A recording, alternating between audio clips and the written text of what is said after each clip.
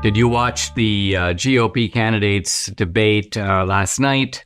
I didn't. Didn't watch the whole thing. What I do sometimes with these sorts of things is I capture all the significant exchanges by surfing various sites on social media, so I have a grasp of all the key exchanges. But I didn't watch the whole thing, and I'm trying to think to myself: is it because I know that this is a fait accompli? Trump is ahead. Debbie was telling me actually this morning, 66%. Think about it. One guy's at 66, and everybody else is sharing the other 34, and no one even has the lion's share of that. So I guess DeSantis has about 15.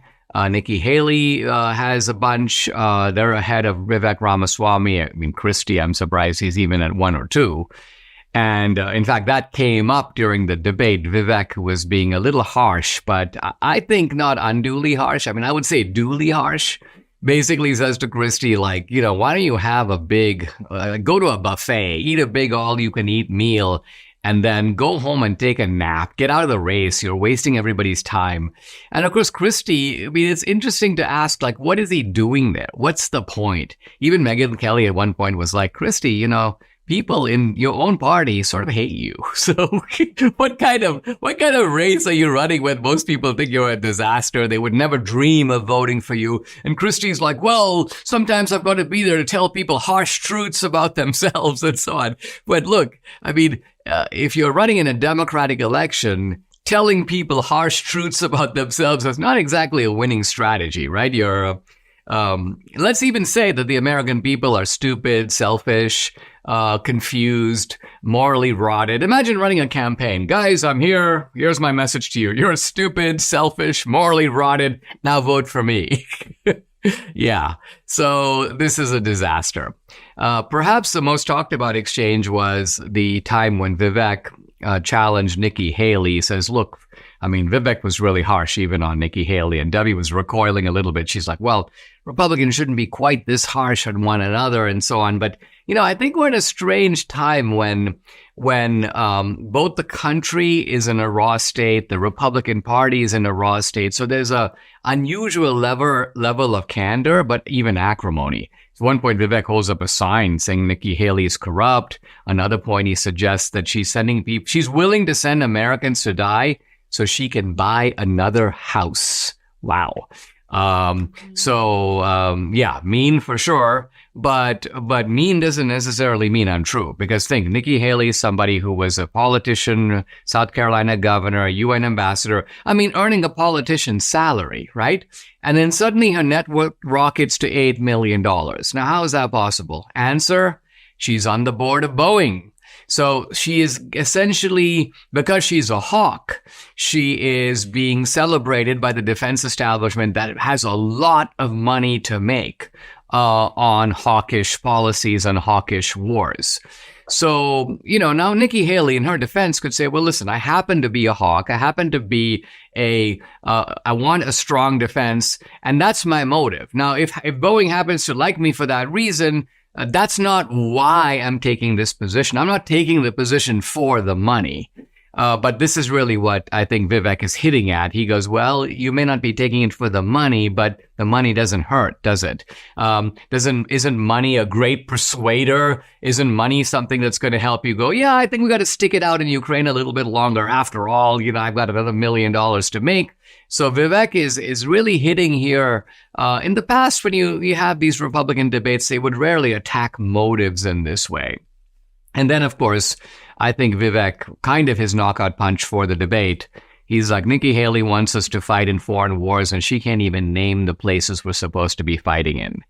And Nikki Haley, I'm not sure if she was just caught by surprise or if she honestly didn't know. I told Debbie this morning, it's a very risky strategy by Vivek, because if he says you can't name these places and she goes, oh, yes, I can, boom, boom, boom, Vivek would have immediately, that would have been a counterpunch of a Joe Frazier type of counterpunch that puts the other guy really on his back. So Vivek took a risk, I think, in doing this. But I think Vivek knew that a lot of these people are such political positioners.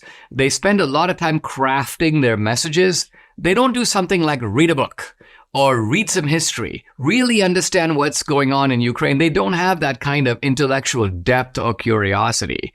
In fact, I would venture to say that probably the only guy on that podium who does is Vivek.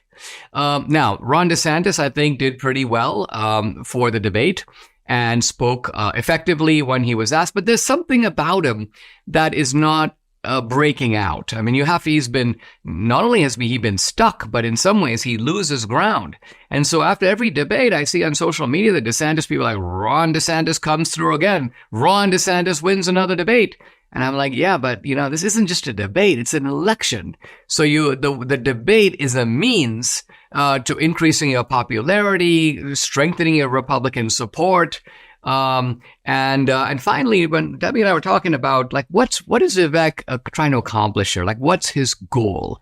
What's his ambition? And I said, I think it's twofold. Number one, Vivek, I think, wants, and I think he'd do very well, by the way, a top position in the Trump administration. I think that's the most obvious kind of Vivekian motive. I will run sort of defense for Trump, and he is doing it.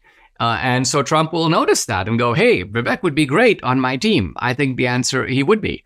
But the other is that if for some reason, and we can think of reasons, right, that Trump can't run, Trump is immobilized, Trump is not going to be able to do it, then people are going to look down that list and go, well, who's the most Trumpian candidate? All the Trumpsters, the 66%, are going to say, who's the guy who's most like Trump on that stage?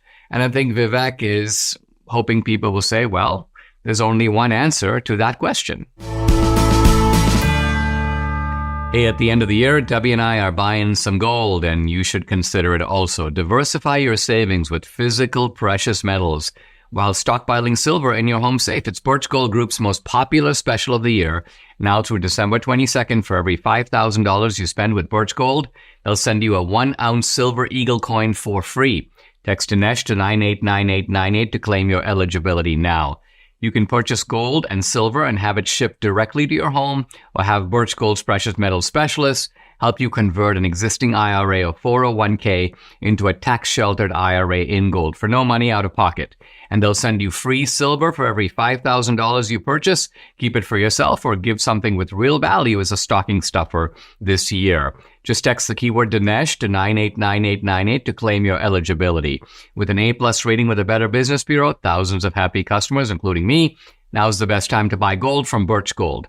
Text Dinesh to 989898. Claim your eligibility for free silver on qualifying purchases before December 22nd.